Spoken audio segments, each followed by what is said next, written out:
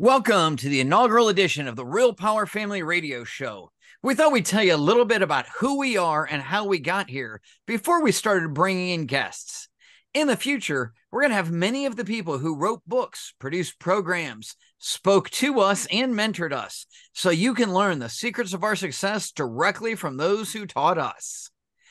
You know, this whole thing started when Lila and I got married about 23 years ago. I asked her what she wanted out of life and our marriage. I said that I wanted adventure.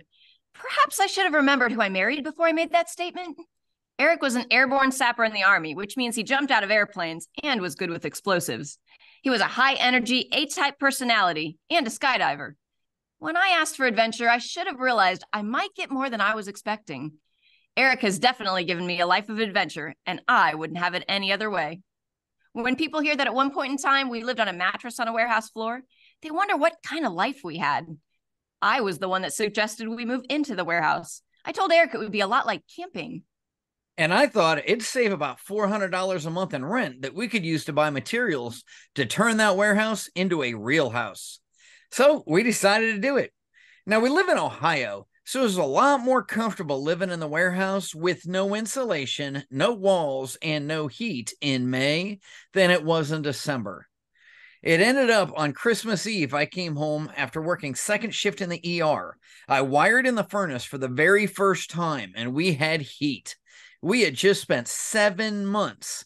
We started with no plumbing, let alone a kitchen or bathroom. Finally, we had all the comforts of home. Except carpet, doors, and a floor in the garage. All right, we at least had heat and running water. What more can you ask for?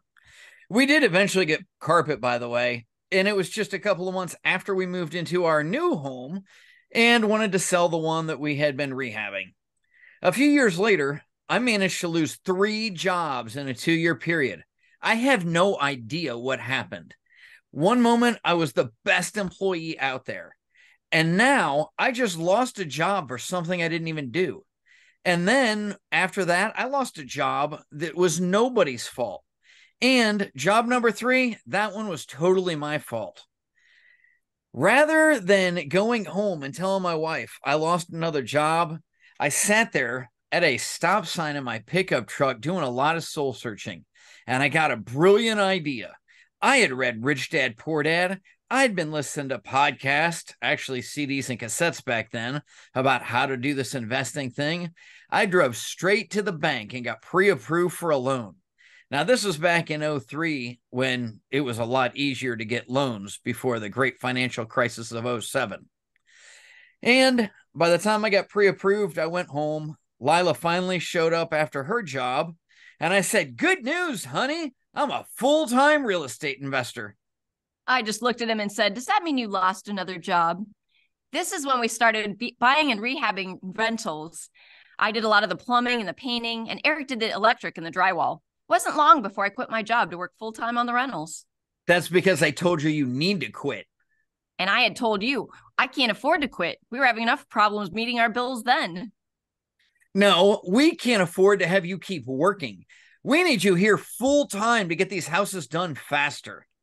And you know what? That 7 months of working and learning from the warehouse taught so many of the skills. As hard as it was, it gave us exactly what was needed for the future. Who knew that would become our major business a few years later? After we did that, we rehabbed a bunch of rentals. In fact, within 2 years of losing my last job, we had 20 rentals. We had done what they now call the Burr method well before there was a name for it. And we were financially free. We never needed to work again. I was only 30 years old and Lila was 28. So I quit working on the business. I quit buying houses, and I basically just retired. That lasted about 3 weeks. I saw he was bored. And when a high energy personality gets bored, it drives their spouse crazy. So I told him that he needed to get a job, a hobby, or find something else to do. Yeah, I'm sure she said it in a nice way. She's the cute little girl from Kansas. It's always so sweet. But what I heard was, "Mister, you're going to get a job or you're going to get a divorce. One way or another, you're out of this house for a while." I figured it was in my best interest to start a new business. And after all the dozens of rehabs we'd done by then, I thought a construction company sounded like a great idea. After a couple of years, we grew that business and we bought a lot more rentals. By then, our net worth was over $1 million, and once again, I really thought I knew something. We had each bought new vehicles. We got a brand new house. And I mean, you really need a 3,500 square foot home when it's just two of you living there with no children.